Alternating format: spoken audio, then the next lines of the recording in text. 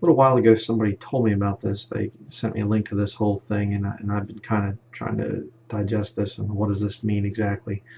And I'm going to play some things here. This thing of Donald Trump getting rid of 501c3. I'm going to show you why it's actually a very, very dangerous thing. Let's play a little bit of this. Probably had 50 of the ministers and pastors, different folks, came up to my office. And they're really under tremendous pressure because they don't want to have their tax exempt status taken away. This happened during the Lyndon Johnson presidency. And I said, why is it that you folks are pushed around so much? Christianity. These are the pastors. And these are strong people. These are really strong people. Why do you allow them? Why aren't you more forceful? And finally somebody said, well, we have to be a little careful of our tax exempt status. I said, when did that happen actually? It was during the Johnson. Well, we're going to try getting rid of that, okay? Because that's really terrible. We're going to try getting rid of it. And I've said that to a lot of evangelicals, a lot of great Christians. We're going to try getting rid of it because it sort of means that somebody walking down the street has more power than somebody of religion, of our religion, of Christianity, somebody that's an evangelical. You take anybody, they have more power because these people are powerless. They've actually taken their right of free speech away. That's right. So I said, we're going to try and get rid of that, and I think we'll be very, very successful. You know, it's interesting. I said, how many Christians are there? Because, you know, we got men, we got women. You cut it in half, we actually have a few more women. But we have far more Christians than we have men or women. So in a way, it's the most powerful lobby. It's the biggest group of people. But they're not allowed to talk because they're petrified. You saw what was happening with the IRS and you saw what was taking place with regard to certain groups. So we are going to try, and usually when I say try, that means I'm going to get it done. And we are going to try very hard. We're going to get that brought back. And I think it's going to be very hard to counter it because if the Christians and if the whole evangelical Christian sector gets together, nobody can beat. You know, when I... Okay. Now let's go here and let's hear from Mike Pence, see what he has to say about this. The Constitution should step forward and heed the call to action. I joined Donald Trump on the Republican ticket because I believe he has the right leadership and the right vision to make America great again. President Donald Trump will appoint justices to the Supreme Court who will uphold our Constitution and the rights of the unborn. Donald Trump will also sign into law legislation that will free up the voices of faith all across this country by repealing what's come to be known as the Johnson Amendment. The Johnson Amendment's literally been on the books since the 1950s, and it essentially threatens tax-exempt organizations and churches with losing their tax status if they speak out on important issues facing the nation from the pulpit. Donald Trump and I are both committed to work with renewed Republican majorities in the House and the Senate to repeal the Johnson Amendment once and for all. You know, the truth is that a careful study of American history has shown that the strength of our nation has come from our communities of faith. Throughout our history, it's been the voices of faith that more often than not have driven our nation to a more perfect union. It was the pulpits around the American founding that thundered against the tyranny of King George. It was the pulpits around America that spoke of the evils of slavery and brought an end to the scourge of slavery in America, even through a great civil conflict. And it was voices of faith and communities of faith that transformed our nation through the civil rights movement in our own lifetime, and we're a better nation for it. The choice today for all of us, though, could not be more clear. I've never seen a more dramatic choice in a national election in my lifetime. I truly do believe we're come to a time for choosing. Okay. Heard enough.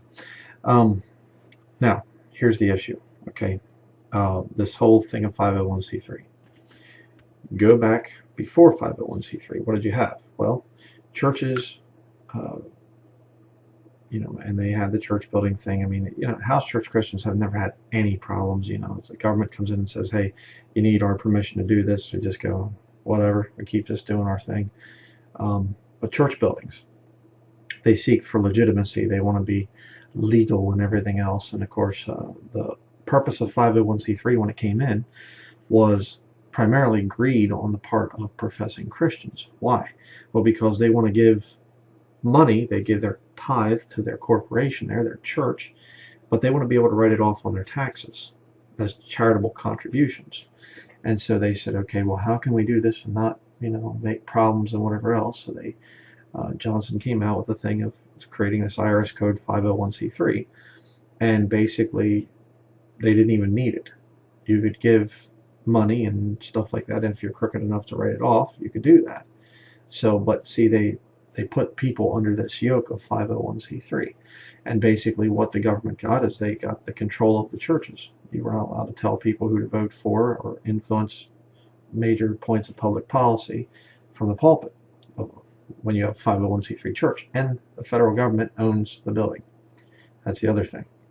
So you say, well, this is a good thing that these guys are going to get rid of it.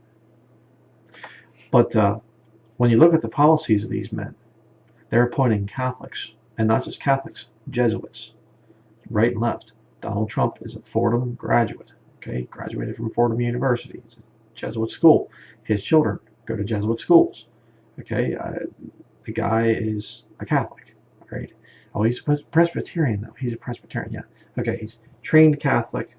He goes and he's talked about, ending anti-Catholic bigotry, and we're going to fight for American Catholics, and we're going to stop the persecution that you're under and things from the government.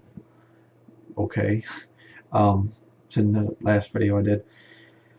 And Mike Pence is a evangelical Catholic. So just think about this, how they could do this. They repeal 501c3. Now the churches can openly promote government programs. What if the government starts to push Roman Catholicism as the state religion? That's what's going to happen. You know why? Because that's what the Bible says would happen. Right? Roman Catholicism is the religion of the end times. And I'm going to be doing a study on that coming up, very detailed study. Lord's been showing me a lot of things on this whole issue. But they can bring in, first you muzzle the churches, and then you pull the muzzle off and say, okay, now you can speak, but you're going to do what we tell you to do. Help us push our agenda through. Now that the Jesuits have infiltrated all the Protestant, denominations out there. See? You had to silence them back in the 1960s, early 1960s, when the whole thing went in, because there were still some King James Bible believing people, men out there preaching. So you got to silence them. But now that the whole professing church is gone totally apostate, you can swing it back to Catholicism, being very promotional of Catholicism. That's what's going on here. I mean, this is something we're going to have to pray about as Christians. We're going to have to keep our eyes open and see what's going on with this whole thing. But I don't see this as a good thing. In other words, you say, well, how are they going to do this as far as they'll repeal 501c3? Well, how are they going to do it with the tax exempt stuff and whatever else? I don't know how they're going to do the whole thing of, making it still legal that people can write off their giving and things like this, which to me is just being extremely crooked.